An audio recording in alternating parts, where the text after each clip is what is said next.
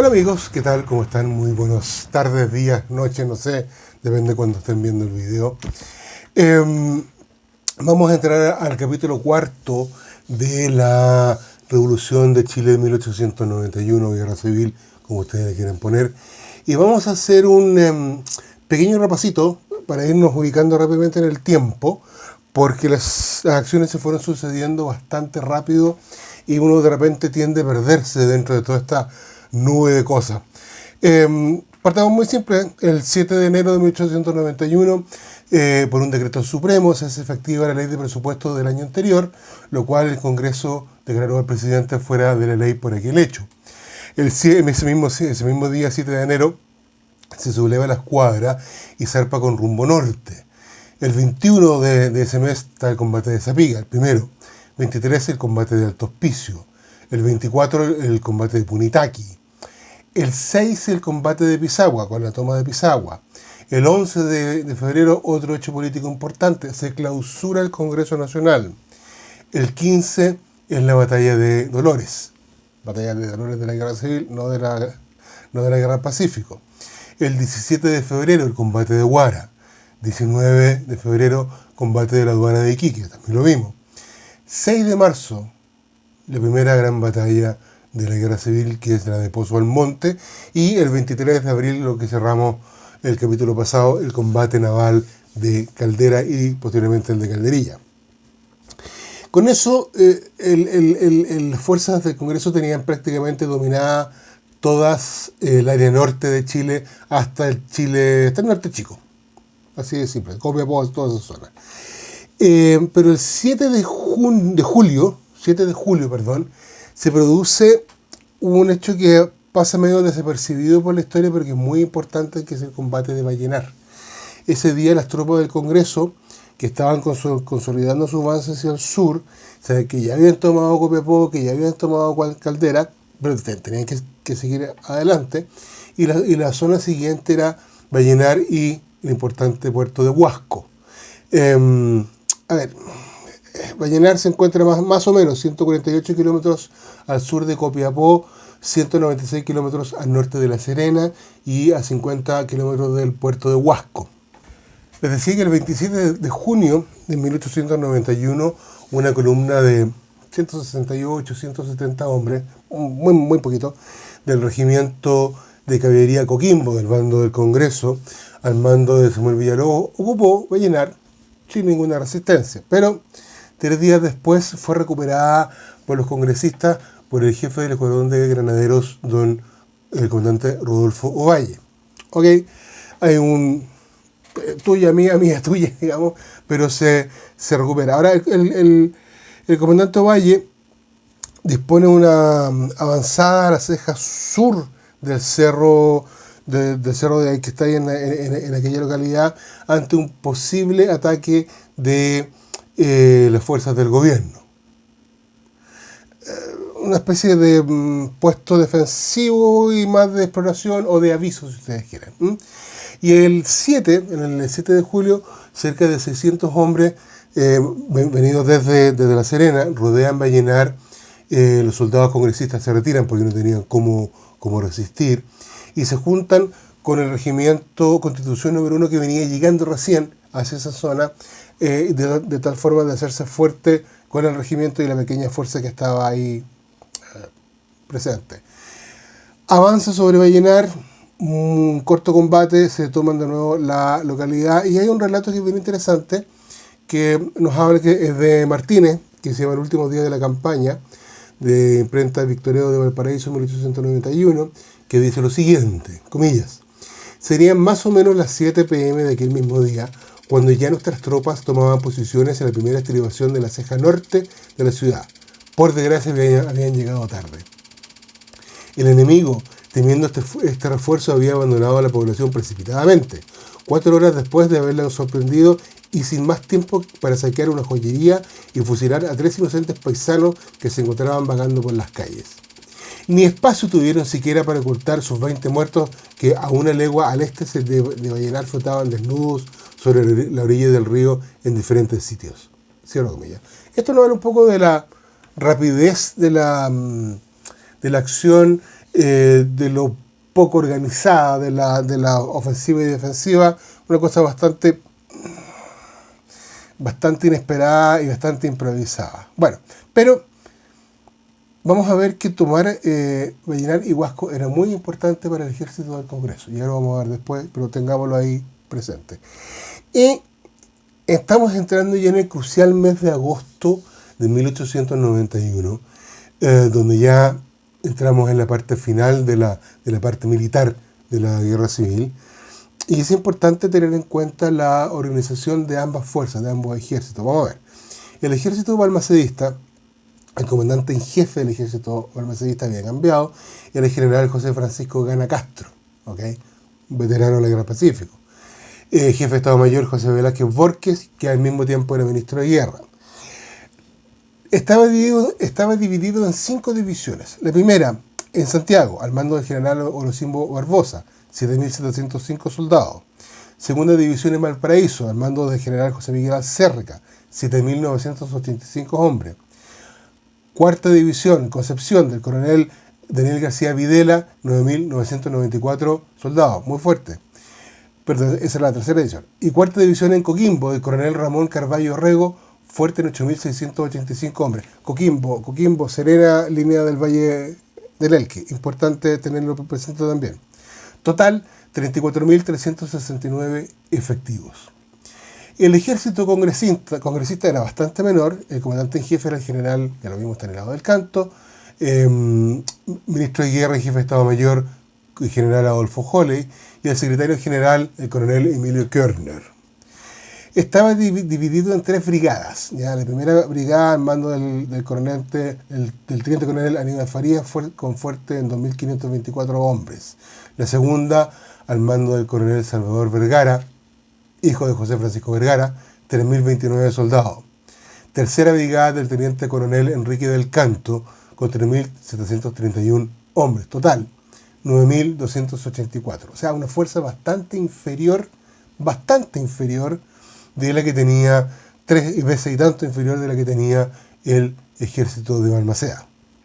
Bueno, el ejército del Congreso se embarca en distintos puntos entre el 15 y el 16 de agosto.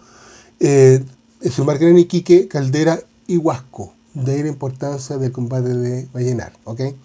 Estos 9.284 hombres se embarcan en el transporte y además, como pasan frente a las costas de La Serena, que no es necesario entrabar un combate o una batalla en esa localidad, sino que simplemente se lo saltan, si ustedes quieren, y dejaron a esa división, que era bastante grande, aislada en el norte chico. Ahora, es evidente que los elementos del gobierno supieron de esta acción y dispararon las alarmas de lo que se venía. Era como lógico de que eso sucediese y que una gran fuerza rebelde se aproximaba a las costas de la zona central de Chile. No sabían exactamente dónde, pero era fácil suponer dónde iban a desembarcar. Ahora bien, dentro del bando congresista se había organizado un denominado comité secreto, para ejecutar acciones de traslado de gente, algunos atentados que entorpeciesen el accionar de las tropas del gobierno, y hay que decir que sus integrantes eran civiles muy entusiastas, con mucho brío, pero sin ninguna instrucción militar, menos con instrucción en inteligencia, y lo más probable es que se hubiesen leído las novelas de Alan Pinkerton, que fue el creador del servicio secreto de Estados Unidos, pero nada más, no era gente entrenada para estos efectos. No tenían conocimiento cabal de lo que era una labor de inteligencia, ¿no? Era una gran improvisación. ¿Eh? Y uno de los más famosos de la época fue don Ricardo Camin. Ricardo Camin era un comerciante de Valparaíso, una fortuna, no te voy a decir muy grande, pero un buen pasar económico, fervoroso partidario del Congreso, y él organizó el traslado de cientos de jóvenes desde la zona central de Santiago y Valparaíso hacia el norte. Como polizones en velero, la forma más curiosa fueron desplazados estos jóvenes que pasaron a integrar las fuerzas del general del Canto. Obviamente quedó bajo la lupa de los servicios de inteligencia, servicios secretos de las fuerzas del gobierno, que sí estaban un poco más organizadas y que sí sabían algo de lo que era, o algo de los conceptos de que se manejaban en lo que es inteligencia propiamente tal. Recabar información, procesar información, analizar la información y entregar información, básicamente.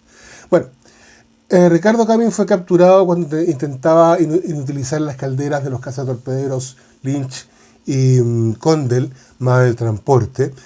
Tenía un plan bastante loco de hacer volar las calderas de esos buques. Para eso había contratado a 2 secuaces que lo estaban siguiendo. Y su confesión dice que él había informado de esta situación al Comité Patriótico de Valparaíso, al Comité Secreto del Puerto. Y por supuesto que no reveló quiénes eran, lo que le valió un consejo de guerra, que fue condenado a muerte, pero el consejo de guerra se pidió el indulto al presidente de Balmaceda, el cual no fue concedido, y Ricardo Camin fue fusilado el 12 de julio de 1891. Este es un caso emblemático porque un señor que no tenía mucho que ver con esto y no tenía idea se metió a hacer acciones de inteligencia con mucho entusiasmo, poco conocimiento, y bueno, terminó fusilado. Ahora bien, esto lo menciono porque ahora vamos a tocar uno de los temas más crueles, más cruentos, más salvajes de la época de esta guerra del año 91, que es la llamada masacre de Locañas, que está quizás poco conocida en nuestro ambiente, poco conocida en Chile, y que es un episodio súper doloroso y muy complejo. Vamos a intentar analizarlo sin ninguno de los ingredientes que uno encuentra, se los voy a mencionar, que uno encuentra en la literatura de época. Ok. A ver, se sabe que las fuerzas del Congreso vienen navegando desde el norte. ¿Estamos? Se sabe que van a desembarcar luego en alguna zona del país. Por lo mismo, la Junta de Gobierno de Iquique deseaba efectuar alguna labor que impidiese el traslado de la fuerza gobiernista que estaba en Concepción hacia la zona central. Vimos que Concepción tenía 9.900 y tantos hombres, que era un contingente bastante grande como para poder reforzar las fuerzas que estaban en Santiago y en Valparaíso. Entonces se instruyó al Comité Revolucionario de Santiago que cortara el puente o la vía férrea desde Concepción a Santiago a la altura del río Maipo, ¿ya? En realidad iban a ser 2 atentados, uno en Maipo y otro en el sector de Angostura, donde se pone mucho más angostito, y van a hacer volar también la línea del ferrocarril.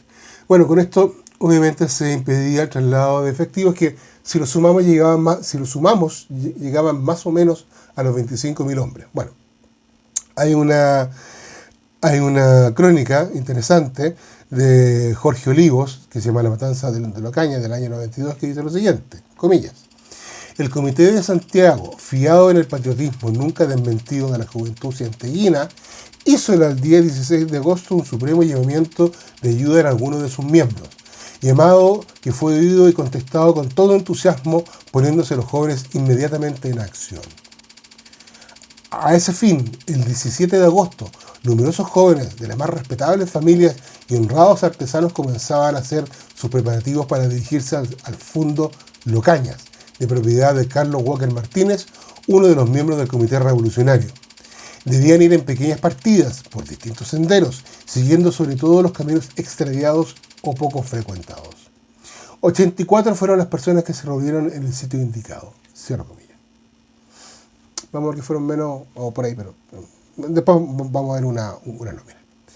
En fin, en la tarde del día 18 de agosto se juntaron en el sector, en el Fundo Locaña, como se dijo, de propiedad de Carlos Walker Martínez, en el sector llamado el Panul. Se concentraron estos jóvenes en las faldas de la cordillera, de ahí para arriba empezó toda la cordillera, hoy día se puede visitar, que no eran 80 y tantos, eran 65 jóvenes y con ellos 80 artesanos, o sea, 85 en total entre los jóvenes aristocráticos y los artesanos. Entonces, en la tarde del día 18, se juntaron en el sector llamado el Panul, perteneciente al fondo Locañas de don Walker, Carlos Walker Martínez. Estos 65 jóvenes más 20 artesanos, o sea, en total 85 efectivos, guerrilleros, montoneros, como ustedes quieran ponerle. Bueno, estos muchachos, sin ninguna instrucción militar, solo entusiasmados por su llamado patriótico, quizás por el deseo de la aventura, estas cosas que pasan cuando uno es muy joven, ¿no es cierto?, formaron 4 compañías. Estaban al mando de Rodrigo Donoso, Eduardo Silva, Antonio Pupín y Ernesto Bianchi. Esos eran los comandantes de estas 4 compañías. Con algunos rifles y escopeta, estos guerrilleros, montoneros, como ustedes quieran llamarlo, comenzaron a entrenar y a planificar las acciones de sabotaje que iban a efectuar dentro de las próximas horas. Acciones que implicaba poner cargas de dinamita en los puentes y en los viaductos. Después de la puesta del sol, recordemos que agosto el sol se pone temprano, así que debe haber sido como las 6 o 7 de la tarde, levantan un campamento en un sector donde había una vivienda bastante modesta, y un grupo sale con dirección al río Maipo. Por supuesto que el gobierno se había enterado de los planes. Esto fue un llamamiento general, los espías estaban en todas partes y sabían las fuerzas del gobierno dónde se iban a juntar y más o menos cuánto iban a hacer. Bueno, el gobierno envió una fuerza compuesta por 90 hombres de caballería y 40 de infantería, todos al mando del teniente coronel Alejo San Martín, los que ocuparon los caminos que están en el Panul, el sector de Panul. Hicieron una especie de círculo rodeando a Panul.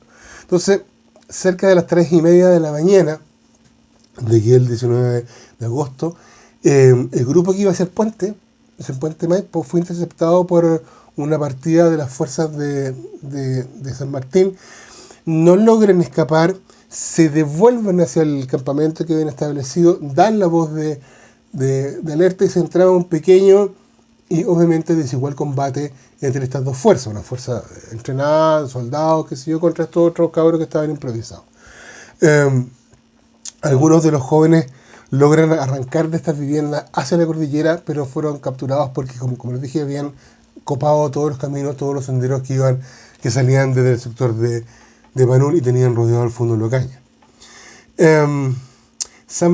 Alejo San Martín hace una lista con los nombres de los cautivos, separando a los artesanos de lo que se llamaba en la época el mocerío, los mozos, los hijos de la familia, los hijos de bien, ¿no es cierto? Estos niños que venían de buena familia y que estaban entusiasmados con participar en la revolución. Separa estos dos grupos, no distingue, o sea, lo hace sin distinción de los que estaban heridos o no estaban heridos, simplemente lo separa y los deja aparte.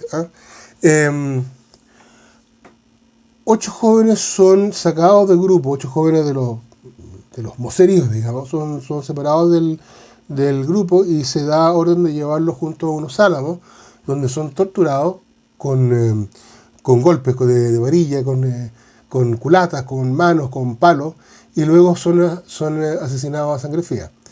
Más tarde los cuerpos fueron quemados con parafina, de estos 8 jóvenes. ¿Okay? Pasadas las 3 de la tarde, o sea, ya llevamos 12 horas de acción, San Martín da la orden de regresar a Santiago llevando 8 prisioneros. O sea, dejan esos 8 muertos más y se llevan 8 prisioneros. Pero en el camino recibe la orden de regresar a Locaña, donde se establecería un consejo de guerra que sería presidido por el coronel José Ramón Vidaurre para juzgar a los rebeldes. Pero hay que ser un problema. Si se armaba el consejo de guerra para juzgar a los rebeldes, esto daría legitimidad a la masacre ya efectuada en la madrugada anterior. O sea, esos 8 muertos que fueron asesinados quedarían bajo una cosa legítima por un juzgado post-mortem. O sea, una figura muy extraña que simplemente para los políticos del gobierno fue impresentable. O sea, ellos no podían justificar una masacre ya efectuada, bajo ningún punto de vista. Entonces, el general Barbosa envía un nuevo emisario a Locaña con la siguiente orden: que sean ejecutados inmediatamente todos. quién dio la orden. O sea, Barbosa da la orden, sin duda alguna, pero fue la orden de él, a él le dieron una orden, eso no lo vamos a saber nunca. Bueno, durante el resto de esa tarde, ¿no es cierto?, estos 8 prisioneros son duramente interrogados por el paradero de don Carlos Walker Martínez. Alejo San Martín quería saber dónde estaba Carlos Walker Martínez, porque era un connotado personaje, muy importante personaje. Y en especial se enseña con el administrador del Fondo Locaño, don Wenceslao Aranguis Vargas, quien se dice recibe más de 200 azotes. Se habla de que aquella noche llegaron mujeres, hubo una cantidad importante de ingesta de alcohol, estaban todos borrachos, sacaban a los muchachos, les pegaban, los torturaban. La verdad es que aquí hay que hacer un paréntesis. En algunos escritos hay mujeres, en otros escritos no hay mujeres, ¿ya? En algunos escritos me dicen que estaban todos los soldados del gobierno borrachos. El problema es el siguiente, amigos míos. Cuando una persona se emborracha a nivel de perder la conciencia o que se le apague la tele, llega un punto en que simplemente se quedan dormidos. Y es en ese minuto donde los prisioneros generalmente escapan, porque sus captores están tan borrachos que están pasados, digamos, ¿no? Están alcoholizados. Por tanto, tampoco puede ser que hayan tomado cantidades industriales de licor para quedar completamente ebrios en esa acción. ¿Que tienen que haber tomado? Sí. Pero lo que nos describen la cantidad, creo que está un poquito exagerada. Cierro paréntesis porque es una cosa un poquito física, pero en fin. Bueno, se siguió fusilando a estos muchachos y a las 7 de la mañana del 20 de agosto los últimos 8 prisioneros fueron fusilados contra la pared de adobe de la bodega que aún existe. Ahí vimos ya la imagen de la época, el dibujo de la litografía de la época y la bodega que todavía existe en esa zona del fondo de Locaña. Bueno, por último, los cadáveres fueron llevados al cementerio general gracias a la gestión de don Juan Santamaría y entregados a sus familiares que tuvieron que hacer la penosa labor de ir a reconocer los cuerpos de sus hijos que estaban no solamente asesinados con balas, sino que golpeados y quemados. Tiene que haber sido una sensación muy fuerte. Ese mismo día, el presidente de Balmaceda envía un telegrama al ministro Bañados que dice lo siguiente. Un ministro Bañados que está en Concepción, entre paréntesis. Dice, comillas, anoche fuerzas del gobierno atacaron montoneras de Santiago en el fondo de Carlos Walker, que llegaban 80 o 100 jóvenes. La montonera fue hecha pedazos. Firmado Balmaceda. Todos estaban informados de lo que había pasado. Bueno, de los 65 jóvenes, de los mozos, de los jóvenes de buena familia, de aquellos hijos de gente, no voy a decir pudiente, pero clase media, media alta o media acomodada, que estaban en Locaña, fueron asesinados 44. ¿Ya? Y les repito, no está claro, 100% claro, quién fue el que dio la orden. Se apunta mucho con el dedo a Barbosa, puede ser. Pero otros apuntan derechamente con el dedo a Balmaceda. Puede ser. Puede que sean ambos también. ¿Ya? Pero el hecho es que alguien dio la orden para que Alejo San Martín fusilara y él también corrió un poco con colores propios. Bueno, ahí estamos viendo la lista de los jóvenes con sus nombres, los que tienen una crucecita, obviamente murieron en aquella acción y queda claro, ¿no es cierto?, que de los 65 fallecieron 44. Ahora, yo entiendo que en guerra se produzcan enfrentamientos, ¿no es cierto?, y entre ellos, y obviamente muertos. Y yo entiendo que cuando hay que hacer represión brutal se haga, porque nosotros estamos en un estado de guerra interno, en este caso, que es más cruel, porque es más cruel. Eso no lo voy a hablar todavía.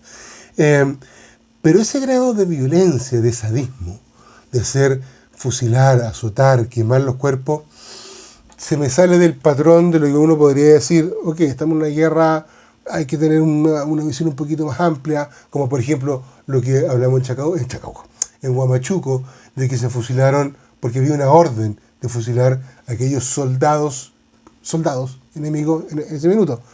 Cruel, sí. Aceptable, discutible. Que se hacía en la práctica de la época, sí. Ok, podemos juzgar, podemos interpretar, incluso podemos emitir opinión al respecto.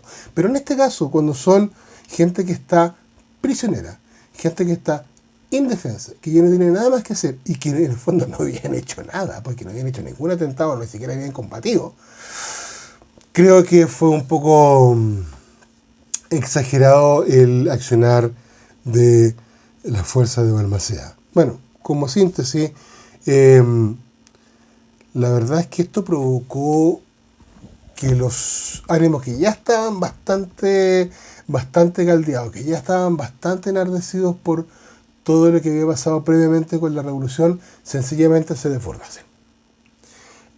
La acción de Ocaña provocó una reacción muy fuerte de las tropas del Congreso una vez que tuvieron la victoria en Concón y Placilla, y eso lo vamos a ver con más detalle, pero sí en ese minuto fue una vuelta de mano muy importante y muy grave. Bueno, uno de los actores principales de esta acción, que fue el comandante Alejo San Martín, logró huir hacia Argentina, donde se nos pierde el rastro, y se supone que falleció por ahí por el 1904, 1910, pero no está claro. Se nos va, desaparece, y obviamente no iba a volver porque lo iban a enfrentar cargos sumamente graves si él era capturado por las fuerzas chilenas. Bueno, con este triste episodio, con este sangriento episodio, dejamos hasta aquí esta entrega.